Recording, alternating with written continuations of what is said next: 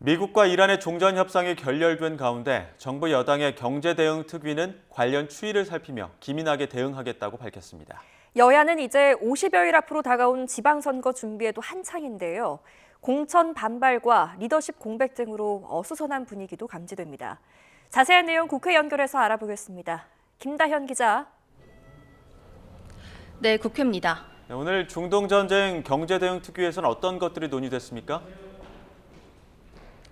네, 정부 여당의 중동전쟁 경제대응특위는 아침 회의를 열어 가격 불안정 품목 수급 상황과 원유 수급 상황 등을 점검했습니다.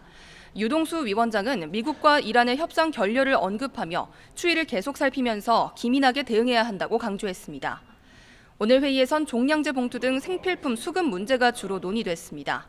특위는 석유화학 제품의 수급과 관련해 전반적인 공급에 차질이 없다고 평가했지만 주사기와 수액 세트, 라면, 의료용품, 쓰레기 종량제 봉투 등 일부 품목에서 발생하는 수급 병목 현상에 대해선 일일 모니터링 체제를 가동하고 있다고 설명했습니다. 당정은 또 국회를 통과한 26조 원 규모 추경 예산안이 오는 6월까지 85%가 집행될 수 있도록 노력한다는 방침입니다. 이런 가운데 이재명 대통령의 이스라엘 비판 SNS를 놓고도 설왕설래가 이어지고 있습니다. 민주당은 이제 우리도 세계 평화에 대한 자주적 입장을 천명할 지위에 올라섰다며 이 대통령 엄호에 나섰고요.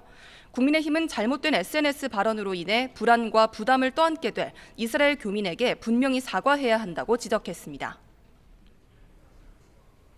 네, 이어서 지방선거 준비 상황도 짚어보겠습니다. 먼저 민주당 소식부터 전해주시죠. 네, 더불어민주당 최고위원회의에서 정청래 대표는 경기지사 후보로 선출된 추미애 의원에게 파란 점퍼를 입혀주는 퍼포먼스를 진행하며 선거 분위기를 끌어올렸습니다. 정 대표는 전국에 파란 바람을 일으켜 6월 3일 지방선거에서 승리하겠다며 후보들을 향해 몸을 낮추고 국민의 눈높이에 맞게 행동해달라고 당부했습니다. 이미 공천장을 거머쥔 후보들은 방송에 적극적으로 출연하는 등 선거판도 분주하게 돌아가고 있습니다. 정원호 서울시장 후보는 오늘 라디오에서 박원순 전 시장과 오세훈 시장을 함께 거론한 점에 반성하고 있다고 거듭 자세를 낮췄고요. 김부겸 대구시장 후보는 4년 동안 정부와 호흡을 맞출 살림꾼이 되겠다고 약속했습니다.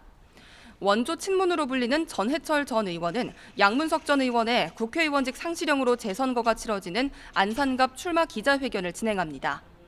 전북지사 경선에서 탈락한 안호영 의원은 이원택 후보의 식비 대납 의혹 재감찰을 요구하며 단식을 하고 있는데 이 후보는 안 의원이 단일팀에 합류할 거로 믿는다고 밝혔습니다.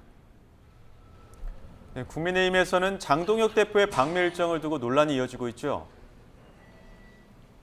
네, 국민의힘 장동혁 대표는 미국 비영리 단체 초청을 받아 5박 7일 일정으로 방미길에 올랐습니다. 지방선거 50여일 남은 지금 가는 게 맞느냐는 성토가 쏟아지고 있는데요. 양향자 경기지사 예비 후보도 아침 라디오에서 당 안팎에서 공천 올스톱 우려가 있는 것도 사실이라며 외교는 명분일 수 있어도 선거는 현실이라고 말했습니다.